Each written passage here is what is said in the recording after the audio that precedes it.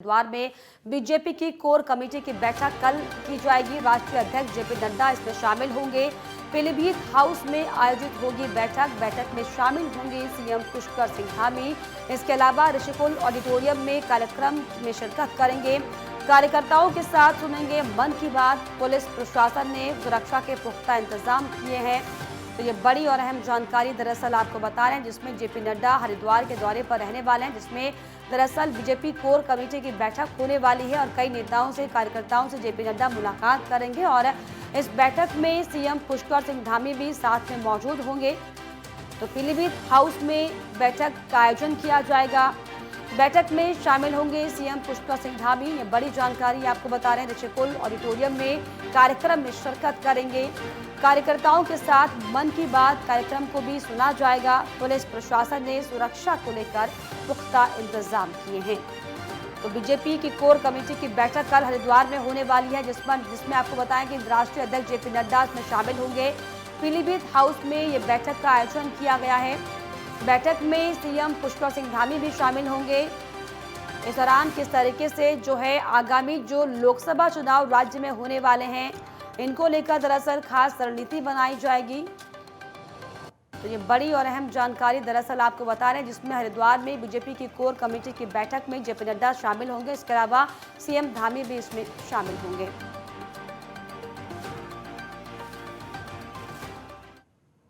देखिए, भारतीय जनता पार्टी के राष्ट्रीय अध्यक्ष आदरणीय जेपी नड्डा जी कल एक दिवसीय प्रवास के अंतर्गत हरिद्वार हमारे बीच में रहने वाले हैं। तो सबसे पहला जो कार्यक्रम है उनका ये ऋषिकुल परिसर में मेरा माटी मेरा देश जो लगातार चल भी रहा है, उसमें वृक्षारोपण का कार्य करेंगे। उसके बाद में आदरणीय प्रधानमंत्री मोदी जी का एक मन की बात का कार्यक्रम जो प्रत्येक माह के अंतिम रविवार को होता है, वो अपने बूथ संख्या 174 जहाँ पर ये परिसर है उसके कार्यकर्ताओं के साथ में यहाँ पर मन की बात के कार्यक्रम को सुनेंगे। देखिए, और इस पर खास जानकारी के लिए मेरे दो सहयोगी अलग अलग जगह से जुड़ेंगे। हरिद्वार से मेरे सहयोगी राजकुमार पाल जुड़ेंगे। इसके अलावा देहरादून से मेरे साथ उपेंद्र राणा जुड़ेंगे। आप दोनों से सवाल मैं पूछूंगी, लेकिन सबसे पहले राजकुमार जी मैं आपके पास आऊंगी, क्योंकि कल जो है हरिद्वार में ये खास बैठक होने वाली है, जिसमें जेपी नड्डा भी पहुंचेंगे। क्या कुछ खास तैयारियां बैठक को लेकर? अब बताना चाहेंगे कि राष्ट्रीय अध्यक्ष भाजपा के जो है हरिद्वार प्रवास पर रहने वाले हैं, उनके कई अलग अलग प्रोग्राम यहाँ पर देखने को मिलेंगे। सबसे पहले वो ऋषिकुल ऑडिटोरियम में जाकर वृक्षारोपण करेंगे। मेरा माटी मेरा देश के तहत प्रोग्राम जो आयोजन किया जा रहा है भाजपा के द्वारा, उसमें सम्मिलित होंगे। उसके बाद प्रधानमंत्री नरेंद्र मोदी के जो मन की बात को यहाँ पर कार्यकर्ताओं के साथ सुनने का प्रोग्राम है। उसके बाद जो है शांति कुंज में G20 सम्मेलन के तहत वहां पर एक कार्यक्रम रखा गया, जिसमें जेपी नड्डा जो है सम्मिलित होंगे। उसके बाद जो कोर कमेटी की बैठक की जाएगी, कोर कमेटी में जो है प्रदेश के जो है बड़े नेतृत्व के नेता यहाँ पर शामिल होने वाले हैं। साथ ही मुख्यमंत्री पुष्कर सिंह धामी भी यहाँ पर पहुंचने वाले हैं। जो 2024 के चुनाव की जो रणनीति है उसको भी यहाँ पर देखा जाएगा और राष्ट्रीय अध्यक्ष के द्वारा जो है दिशा निर्देश दिए जाएंगे। जी लता, बिल्कुल, राष्ट्रीय अध्यक्ष के जरिए जो है दिशा निर्देश पार्टी को दिए जाएंगे और किस तरीके से आगामी चुनाव को लेकर काम किया जाए, इस पर दरअसल जोर दिया जाएगा। उपेंद्र, अगर हम बात करें, क्योंकि लोकसभा चुनाव नजदीक है और उत्तराखंड की 5 सीटों पर बीजेपी का पूरा फोकस है, भी किसी भी तरीके से ये हाथ से नहीं जानी चाहिए। ऐसे में क्या बैठक में मूल मंत्र होगा, किस तरीके से क्या क्या रणनीति के तहत जो है बैठक की जाएगी, आगे की आगामी रणनीति तैयार की जाएगी? उपेंद्र, देखिए लता, जिस प्रकार से भाजपा के राष्ट्रीय अध्यक्ष जेपी नड्डा कल हरिद्वार दौरे पर हैं और हरिद्वार दौरे में कई सारे कार्यक्रम जो है उनके प्रस्तावित हैं, जिसमें ऋषिकुल के ऑडिटोरियम में जो है कार्यक्रम का आयोजन किया जाएगा। उसमें वो प्रधानमंत्री नरेंद्र मोदी के मन की बात का 174वां संस्करण जो है उसको वह सुनेंगे। उसके बाद वहाँ पर वृक्षारोपण भी करेंगे। जिस प्रकार से मेरी माटी मेरा देश जो कार्यक्रम पूरे देश भर में जिस प्रकार से जो चलाया जा रहा है, दूसरा जिस प्रकार से जो शांति कुंज हरिद्वार है वहाँ पर कार्यक्रम का आयोजन भी किया गया है, वहाँ पर भी वो मिलेंगे। और दूसरी अगर देखा जाए तो सबसे बड़ी जो बैठक है वो भाजपा कोर कमेटी की बैठक है। उसमें आगामी लोकसभा चुनाव को लेकर जो रणनीति बननी है, किस तरीके से जो है लोकसभा चुनाव को जीतना है, उसको लेकर मूल मंत्र जो है वो कार्यकर्ताओं को जो है वो दे सकते हैं। जो कोर कमेटी के जो सदस्य हैं, जिसमें बतौर मुख्यमंत्री पुष्कर सिंह धामी भी शिरकत करेंगे और कोर कमेटी के जो तमाम सदस्य हैं भाजपा के, वो शामिल होंगे तो उनको कहीं ना कहीं एक मूल मंत्र देने की कोशिश जो है राष्ट्रीय अध्यक्ष की ओर से दिया जाएगा कि किस प्रकार से जो है आगामी लोकसभा चुनाव की तैयारी करनी है। जिस प्रकार से जो केंद्र सरकार की जो योजनाएं हैं उनको जनता के बीच किस तरीके से जो है ले जाने की कोशिश करनी है, साथ ही जो राज्य सरकार के द्वारा जो कार्य किए गए हैं उनको किस तरीके से जो है जनता के बीच रखना है। इन तमाम चीज़ों को लेकर जो है ये कोर कमेटी की बैठक में जो है ये तय होगा, एक एजेंडा तय किया जाएगा कि बूथ स्तर से लेकर जो है किस तरीके से कार्यक्रम किए जाने हैं। तमाम जो लोग हैं, क्योंकि देखा गया है कि भाजपा जो है आगामी लोकसभा के चुनाव की तैयारियों में जो है वो जुटी हुई है, वो लगातार इस तैयारियों को लेकर जो है बूथ स्तर से जो है लगातार कार्यक्रम जो है वो कर रही है। और तमाम जो भाजपा के जो कार्यकर्ता हैं वो लगातार अपने अपने विधानसभा क्षेत्रों में बूथ स्तर पर, मंडल स्तर पर, ब्लॉक स्तर पर जो है वो कार्यक्रम करवा रही है और जनता के बीच जो है जाने की कोशिश जो है वो कर रही है। लगातार जनता के बीच जाने की कोशिश जो है उपेंद्र बीजेपी कर रही है, क्योंकि सिर पर लोकसभा चुनाव भी नजदीक है और ऐसे में बागेश्वर चुनाव, उपचुनाव का भी जो रण है वो भी एक बड़ी टक्कर है, क्योंकि बीजेपी और कांग्रेस में साफ तौर पर कांटे की टक्कर वहां पर दिख रही है। क्या इसको लेकर भी कोई रणनीति? क्योंकि उपचुनाव की जो लेकर जो है प्रचार प्रसार जो है लगातार चल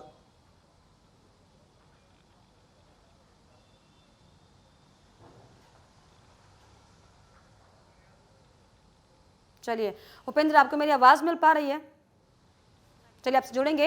राजकुमार जी, मैं आपके पास आऊंगी, क्योंकि जिस तरीके से जो तैयारी बीजेपी की चल रही है, चाहे हम लोकसभा चुनाव की बात कर लें, चाहे हम उपचुनाव की बात कर लें, क्योंकि बागेश्वर में 5 सितंबर को उपचुनाव होना है, तमाम मसलों को लेकर किस तरीके से बीजेपी के अगले कदम होनी चाहिए राज्यवार तरीके से, इस पर हालांकि बैठक होगी।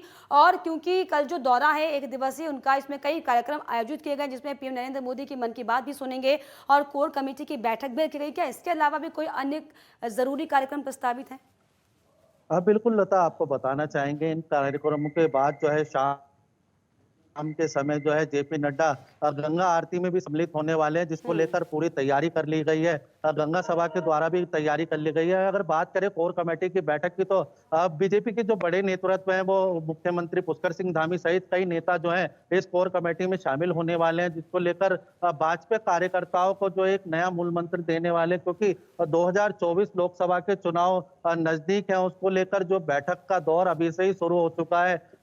5 सितंबर को जो है बागेश्वर उपचुनाव, उसको लेकर भी रणनीति तैयार की जा रही है, क्योंकि उपचुनाव जो है उनको भी जीतना भाजपा के लिए जरूरी है। कहीं ना कहीं भाजपा कार्यकर्ताओं में एक नई जोश और के साथ जो है जेपी नड्डा यहाँ पर पहुंचेंगे। कार्यकर्ताओं में उत्साह का माहौल यहाँ पर देखने को मिल रहा है। लगातार भाजपा की ओर से जेपी नड्डा के दौरे को लेकर लगातार तैयारी की जा रही है। वहीं अगर बात करें प्रशासन की, तो प्रशासन के द्वारा भी यहाँ पर प्रशासन पुलिस की तैयारी यहाँ पर की जा रही है। जी लता, बिल्कुल, लगातार जो कार्यकर्ता हैं वो उत्साहित है, प्रशासन ने भी चाक चौबंद जो इंतजाम है जेपी नड्डा के स्वागत में किए हुए। ऐसे में उपेंद्र, हम जिक्र कर रहे थे बागेश्वर उपचुनाव का, क्योंकि जिस तरीके से ये उपचुनाव और जो लोकसभा चुनाव है इसी पर बीजेपी की निगाहें बेहद ही सटीक तरीके से टिकी हुई कि किस तरीके से इसमें फतह हासिल किया जाए। और जिस तरीके से अगर हम सबसे पहले बागेश्वर उपचुनाव की बात कर लो उपेंद्र, ऐसे में क्योंकि दिवंगत रामदास की पत्नी को टिकट बीजेपी ने दिया और ऐसे में जो कई अन्य बीजेपी के नेता थे उनकी नाराजगी साफ तौर पर सामने आई थी, तो क्या लगता है बीजेपी कोर कमेटी की बैठक में इन मसलों को भी सुलझाया जाएगा? क्योंकि जो टिकट को लेकर जो माथापच्ची बीजेपी में हुई थी और जो नाराजगी नेताओं के सामने आई, उनको मनाने की कवायद भी की जाएगी।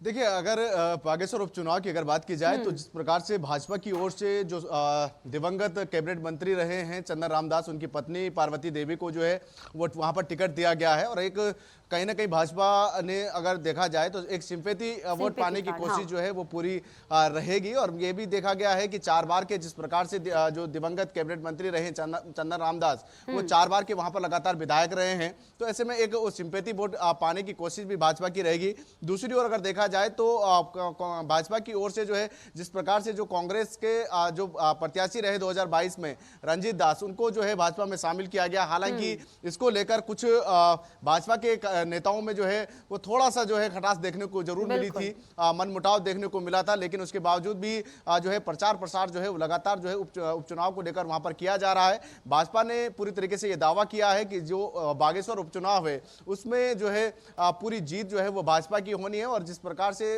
उनका ये मानना है कि जो कांग्रेस के जो प्रत्याशी हैं उनकी जो है वो जमानत जब्त होगी, इस तरीके के दावे जो है भाजपा की ओर से किए जा रहे हैं। हालांकि कांग्रेस की ओर से भी तमाम जो तैयारियां हैं बागेश्वर को चुनाव को लेकर वो की जा रही है, प्रचार प्रसार जो है वो लगातार किया जा रहा है। कांग्रेस के प्रदेश प्रभारी देवेंद्र यादव जो है वो खुद मौके पर बागेश्वर में पहुंचे हुए हैं, वो लगातार जो है वो प्रचार प्रसार कर रहे हैं, और तमाम जो कांग्रेस के प्रदेश अध्यक्ष से लेकर तमाम जो बड़े कार्यकर्ता हैं, नेता हैं, वो लगातार जो है प्रचार प्रसार में जुटे हुए हैं, क्योंकि कांग्रेस के सामने भी एक बड़ी चुनौती है 2024 के लोकसभा चुनाव से पहले कि एक जीत जो है उपचुनाव से एक मैसेज देने की, जनता को एक मैसेज देने की लोकसभा चुनाव का सेमीफाइनल भी माने तो मुझे लगता है गलत नहीं हुआ, क्योंकि साफ तौर पर अगर बागेश्वर उपचुनाव में जनता अपना प्यार जिस पार्टी को दिखाती है, ये अंदेशा लगाने के लिए काफी होगा कि लोकसभा चुनाव में किस तरीके का जनता का मूड है। फिलहाल बहुत शुक्रिया आप दोनों का तमाम जानकारियों के लिए, तमाम बातचीत के लिए।